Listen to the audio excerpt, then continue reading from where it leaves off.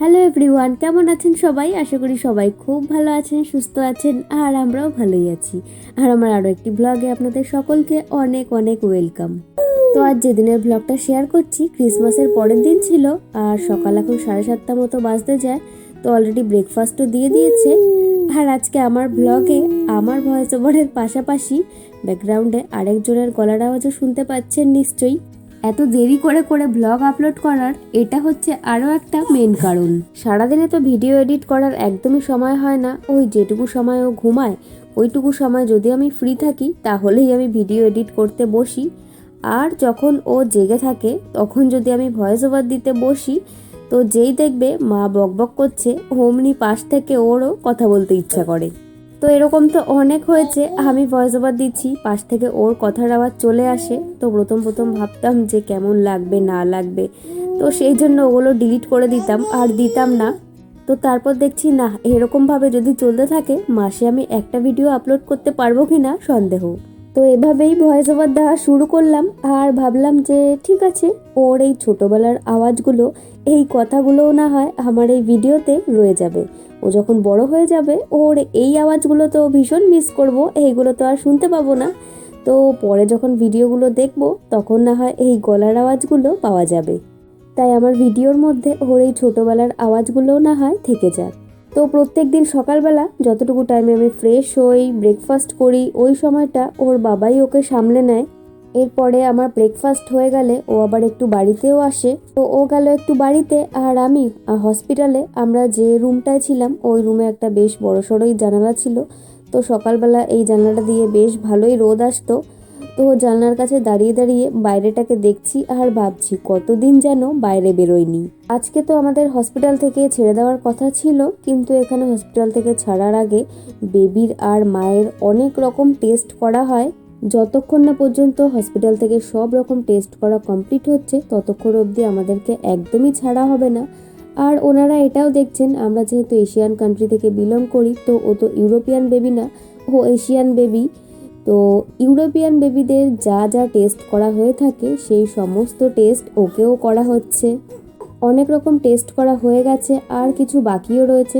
যেমন আজকে আবার ওর হিয়ারিং টেস্ট করা হবে। তো যাই হোক, সকাল থেকে বিকেল অবধি এইভাবেই কেটে গেল সময়টা। আর সেদিন ভিডিও করার খুব একটা মুড ছিল না, বাড়ি আসতে ইচ্ছে করছিল খুব।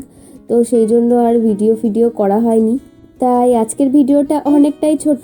আর বিকেলবেলা তো আমরা প্রত্যেক দিনই হাঁটতে বেরোতাম।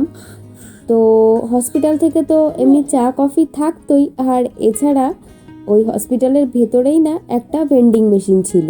তো এই মেশিনে বিভিন্ন ফ্লেভারের চা কফি সবই রয়েছে। তো যার যেটা খেতে ইচ্ছা এখান থেকে কিনেও খেতে পারে। তো আমরা তো বেশিরভাগ এই মেশিন থেকেই চা কফি খেতাম। তো আমি এখান থেকে বেশিরভাগ খেতাম হচ্ছে লেবু চা। এখানকার লেবু চাটা না বেশ ভালো লাগতো। আজকেও গরম গরম 1 কাপ লেবু চা নিয়ে নিলাম। আর এছাড়াও মাঝে সাঝে হট চকলেটও খেয়ে থাকতাম।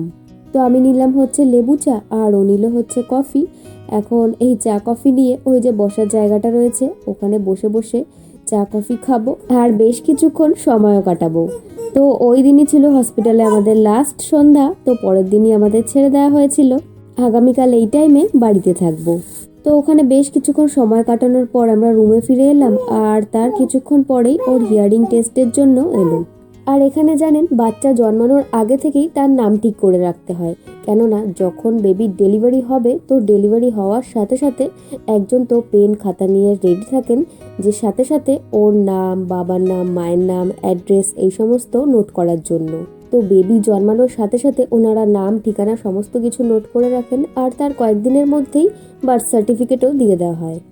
তো আমরা আমাদের ছেলের নাম রেখেছি অর্জুন। বাংলায় বললে হবে অর্জুন, কিন্তু ইটালিয়ানে অর্জুন বলেই উচ্চারণ করা হবে।